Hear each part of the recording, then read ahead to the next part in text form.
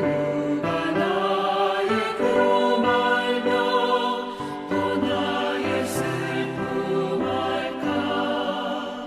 주밖에 누가 알아주랴. 영광 할렐루야.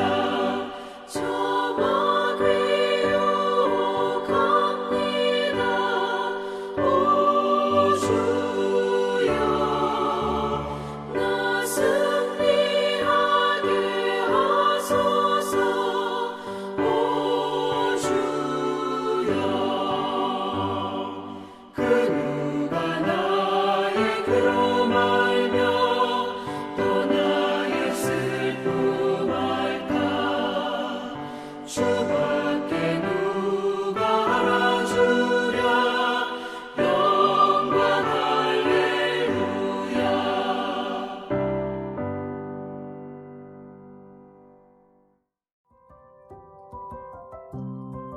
11월 23일 오늘의 말씀은 욥기 18장 1절에서 21절입니다.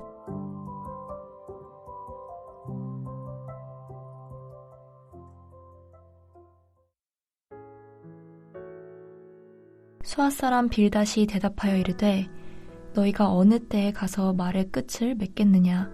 깨달으라. 그 후에야 우리가 말하리라. 어찌하여 우리를 짐승으로 여기며 부정하게 보느냐. 울분을 터뜨리며 자기 자신을 찢는 사람아, 너 때문에 땅이 버림을 받겠느냐. 바위가 그 자리에서 옮겨지겠느냐. 악인의 빛은 꺼지고 그의 불꽃은 빛나지 않을 것이요. 그의 장막 안의 빛은 어두워지고 그 위에 등불은 꺼질 것이요. 그의 활기찬 걸음이 피곤하여지고 그가 마련한 꾀에 스스로 빠질 것이니 이는 그의 발이 그물에 빠지고 올가미에 걸려들며 그의 발 뒤꿈치는 덫에 치이고 그의 몸은 올무에 얽힐 것이며 그를 잡을 덫이 땅에 숨겨져 있고 그를 빠뜨릴 함정이 길목에 있으며 무서운 것이 사방에서 그를 놀라게 하고 그 뒤를 쫓아갈 것이며 그의 힘은 기근으로 말미암아 쇠하고 그 곁에는 재앙이 기다릴 것이며 질병이 그 피부를 삼키리니 곧 사망자의 장자가 그의 지체를 먹을 것이며 그가 의지하던 것들이 장막에서 뽑히며 그는 공포의 왕에게로 잡혀가고 그에게 속하지 않은 자가 그의 장막에 거하리니 유황이 그의 처소에 뿌려질 것이며 밑으로 그의 뿌리가 마르고 위로는 그의 가지가 시들 것이며 그를 기념함이 땅에서 사라지고 거리에서는 그의 이름이 전해지지 않을 것이며 그는 광명으로부터 흑암으로 쫓겨 들어가며 세상에서 쫓겨날 것이며 그는 그의 백성 가운데 후손도 없고 후예도 없을 것이며 그가 거하던 곳에는 남은 자가 한 사람도 없을 것이라. 그의 운명에 서쪽에서 오는 자와 동쪽에서 오는 자가 깜짝 놀라리라. 참으로 불의한 자의 집이 이러하고 하나님을 알지 못하는 자의 처소도 이러하니이라. 목요일 아침 주님 앞에 나오신 여러분을 환영하고 축복합니다. 평생 고난받는 이웃에게는 긍휼의 눈으로 바라보고 또 내가 고난을 당할 때는 믿음의 눈으로 그 고난을 바라보는 여러분 되시기를 축복합니다. 오늘 본문은 빌닷의 두 번째 발언입니다. 그는 거칠고 위협적인 말로 욥이 고난을 겪고 있으니 그가 죄인임이 틀림없다고 윽박지르듯이 말합니다. 그러면서 욥의 결국은 악인이 맞이하게 될 운명인 올무와 죽음, 저주와 멸망이 될 것이라고 거침없이 독서를 퍼붓고 있습니다. 우리가 이미 보았듯이 빌닷은 첫 번째 변론인 8장에서는 욥의 재상을 드러내려는 듯한 태도를 보였습니다. 그러면서도 그는 회개로 말미암은 회복의 소망을 말하며 욥에게 위로와 동정의 말을 던지기도 하였습니다. 그러나 욥이 친구들을 가리켜 16장에서는 재난을 주는 위로자들, 17장에서는 조롱하는 자, 눈먼 우매자라고 비난하자 하고 자신의 무죄를 적극적으로 변호하자 빌닷은 욥을 악인으로 거칠게 몰아붙이며 정죄하고 있습니다.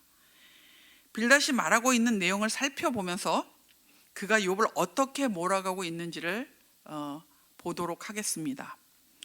4절에 울분을 터뜨리며 자기 자신을 찢는 사람으로 욥을 지칭합니다. 하나님의 공의에 관한 진리는 절대 변함이 없는데 고난받는 욥이 죄를 짓지 않았다고 하며 자만 가운데 빠져 스스로 파멸을 초래하고 있다고 비난하고 있는 말입니다. 규범적 지혜는 화내는 자를 지혜자로 여기지 않습니다. 그러니 빌닷의 이 말은 화를 내고 있는 욥이 지혜자가 아니다. 그리고 스스로 고난을 초래한 자다라는 주장입니다. 정해진 규범은 바뀌지 않는다. 그러니 너의 고난은 죄의 결과라고 말하고 있습니다. 인과응보의 원리에 따라서 빌닷은 악인의 운명을 말하며 욥을 악인으로, 그리고 21절에 불의한 자로, 하나님을 알지 못하는 자로 규정하고 있습니다. 악인의 운명과 욥의 상황을 빗대어 말하며 욥을 정죄하고 있습니다. 5절에서 6절에는 빛과 등불은 하나님 앞에서 의로운 자가 누리는 생명과 번영을 상징합니다. 그러니 고난받는 욥은 어둠에 있으니 죄인이요 악인이라는 것입니다. 7절에서 10절을 보면 악인은 스스로 놓은 그물 올감이 덧 함정에 빠진다고 합니다.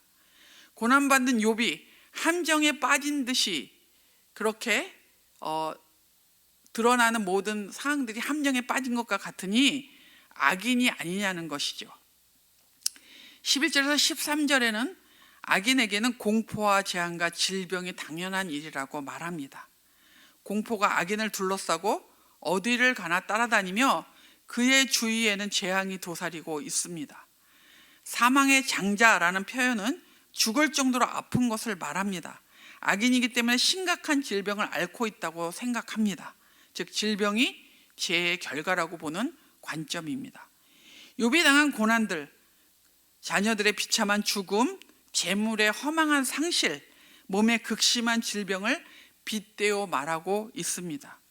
15절에서 16절은 악인은 거하는 곳이 없어지거나 타인에게 빼앗긴다고 합니다. 소돔과 고모라처럼 유황이 그 처소에 뿌려진다고 합니다. 생존의 필수 조건이 장막과 처소인데 그것이 없어지거나 빼앗기는 것입니다. 악인은 기본적인 생존권을 위협받는다는 것을 알려주고 있습니다. 악인의 운명을 볼 때 욥의 상황을 보면 욥이 악인이 당할 일을 당하고 있다고 여겨질 수 있습니다. 이 구절은 욥의 자녀들이 큰 바람으로 집이 무너져 죽게 된 것을 연상시킵니다. 그래서 빌닷은 8장 4절에 내 자녀들이 죽게 죄를 지었으므로 라고 판단하고 있는 것입니다. 17절에서 20절에는 악인은 기억되지 않고 잊혀지며 멸망할 것이라고 말합니다. 19절에 후손도 없고 후예도 없다. 그리고 남은 자가 한 사람도 없다고 말합니다. 가문이 없어지는 것입니다. 흔적도 없이 사라지는 것이죠. 이렇게 악인의 운명을 확신하고 있습니다. 21절에 참으로 라는 표현을 볼 때 빌닷은 정말로 확신에 차서 말하고 있음을 알 수 있습니다. 악인의 운명을 말하는 빌닷의 주장은 무엇입니까? 욥이 당하는 시련이 악인에게 어울린다고 말하고 싶은 것입니다. 그러면서 욥은 죄인이고 악인이며 불의한 자요 하나님을 모르는 자라고 증명하려고 하는 것입니다. 여러분, 빌닷의 말이 인과응보의 원리로 말하면 틀린 말이 아닙니다. 그러나 궁극적인 심판은 종말에 가서야 볼 수 있습니다.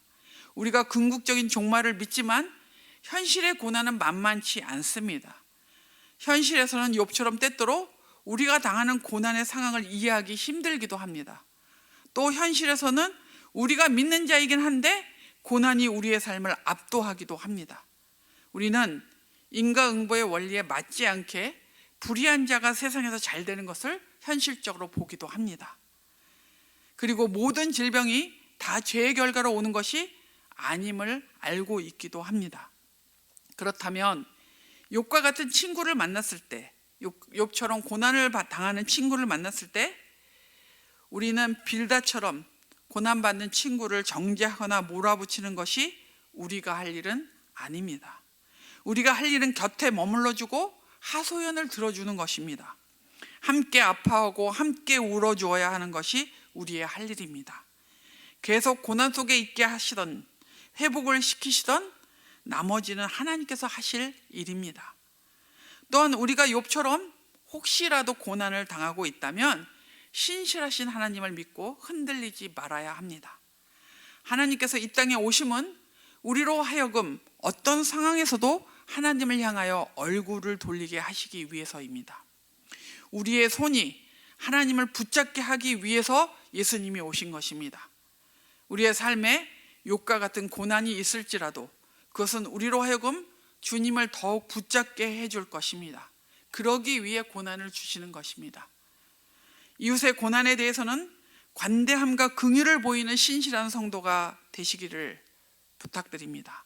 또 우리 자신의 고난에 대해서는 더욱 주님을 붙잡는 기회로 삼으시는 여러분 되시기를 축복합니다.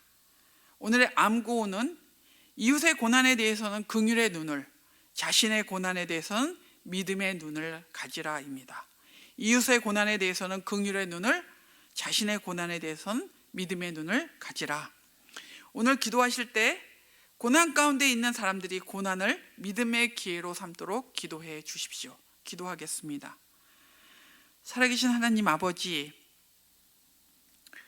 우리가 고난을 당하거나 이웃이 고난을 당할 때 하나님, 우리의 짧은 생각으로 또 우리의 짧은 경험으로, 짧은 지식으로 함부로 아버지 판단하거나 정죄하지 않도록 우리에게 은혜를 주시기를 기도합니다.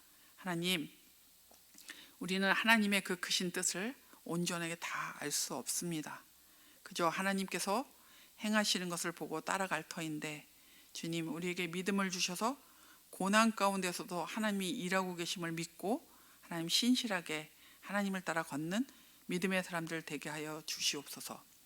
무엇보다도 이웃의 고난을 볼 때는 긍휼의 눈으로 그들을 바라보고 같이 아파하고 같이 울어주고 그런 성숙한 믿음의 사람들이 되게 해주시고, 우리 자신이 고난을 받을 때에는 하나님, 주님이 그 고난을 통해 우리를 더 성숙하게 하고 더 주님을 붙잡게 하기 위한 것임을 알고 믿음의 눈으로 그런 모든 고난들을 바라보고 잘 견딜 수 있도록 용기를 주시기를 기도합니다.